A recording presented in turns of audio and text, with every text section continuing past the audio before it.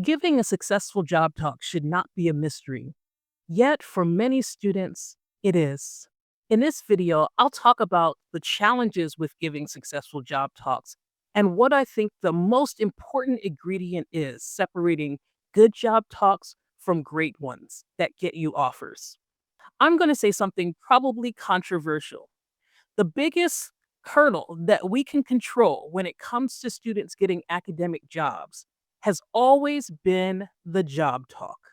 The problem is that we force students to more or less figure it out all by themselves, or either by talking to the prior cohort of students in their department, practicing a few times in front of their mentors and a few other faculty members, or scrolling YouTube, I realize the irony, and Reddit and hoping they can get their specific questions answered. And it shows. I've talked to members of search committees. In fact, I've been on search committees, and here's what I hear. Many of the trainees, when they get to the final job talk, can't communicate the big picture of their work, can't tell us why it's important. They can't tell a story that brings along folks who might not be privy to the same narrow expertise. Or they don't know how to communicate really complicated concepts in a way that non experts can understand them. And I hate to tell you, as someone who served on multiple search committees, this is absolutely true. But it makes me really upset because that means that your brilliant students don't get the jobs that they want and amazing science gets buried. And that means all of us lose. But can I be real with you for a second? This is not your fault. It's not your students' fault. This is a systemic issue between teaching and doing our own research and increasing levels of service. Mentors don't really have the time to give students that in depth attention they need for a kick ass talk. Here's a secret that I found: the most effective way to give a talk, to get people to listen and connect, is to use scientific storytelling. I found that this is a winning combination for me and my clients. What do I mean by scientific storytelling? It's a term that I use to talk about the intersection between research and persuasion. Now, stories are important. Stories are things that all of us respond to, whether we realize it or not. For example, if I told you about Aesop's fable about the tortoise and the hare, you would know what that meant. You would say, oh, yeah, yeah, yeah, slow and steady wins the race.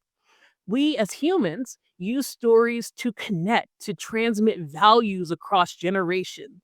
We use stories to put a human face on data. But as scientists, we're often really afraid to do this, right? One is anecdotes in science. We all know the dangers of those and potentially being tempted to make the data fit the story rather than the other way around.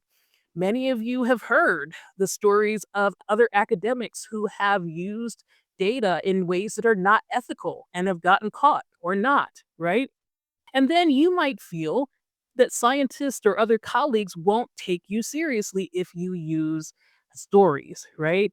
And what we do is we hide behind jargon. We remove humans from our work. But I'm here to tell you it absolutely does not have to be this way. We can do scientific storytelling in an ethical way where we get all of the benefits and very few or none of the drawbacks. Doing this is going to make your students memorable because it's going to help them tell the story of how they do what they do and why they do it. And it's going to make their research far more relevant. These stories are going to help committees see the big picture of their work. They can bring people along who might not be in their area, and so that they still understand the research. And they can communicate complicated concepts or methods in ways that non experts can understand. Let me give you a personal example. About 7 years ago, I was in a tenure track faculty position in another department. And suddenly my email inbox kept going ping, ping, ping. I'm like, why are people emailing me? I kept getting the same email from so many friends and colleagues telling me about a position, actually a dream job position in reproductive equity, my area of research. I was so excited. and I got interviews in 2 very, very different units on campus. And everybody on the search committee was not a reproductive health researcher. So even though this job looked like it was right up my alley, I had to still articulate the importance of my work in the broader field.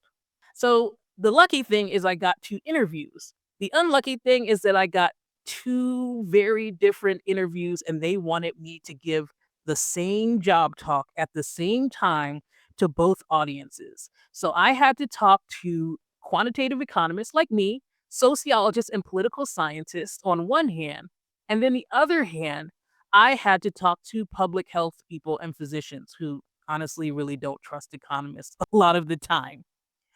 I was a little bit shook. Like, how am I going to do this? The answer, when I thought about it, was actually really simple. I was going to use scientific storytelling. I told the story of scrolling Facebook at night and coming across the story of a young Black mother who gave birth to premature twins and passed away, and who had dreams that were never realized because of all of this. I use that story to talk about the statistics of premature birth. I used it to talk about stats related to pregnancy related mortality. But I also use that story to convey to the physicians, to the public health researchers, that as a mother and a human, I understood that the costs of premature birth, the costs of pregnancy related mortality were far more than could be seen on a balance sheet. In other words, I was able to help people understand not only that I was good at what I do, and I am, but that I see them and that I was able to connect them to my story.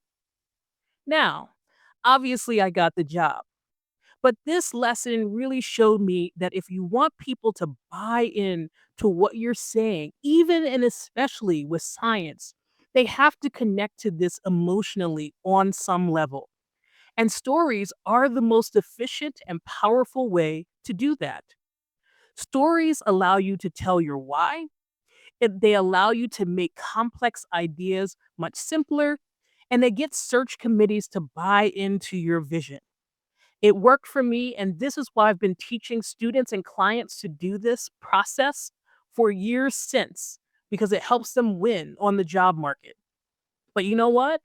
The academic job market is completely different in 2026. If you want to know what you should do differently to position your PhD students and postdocs for success, check out the next video in this series.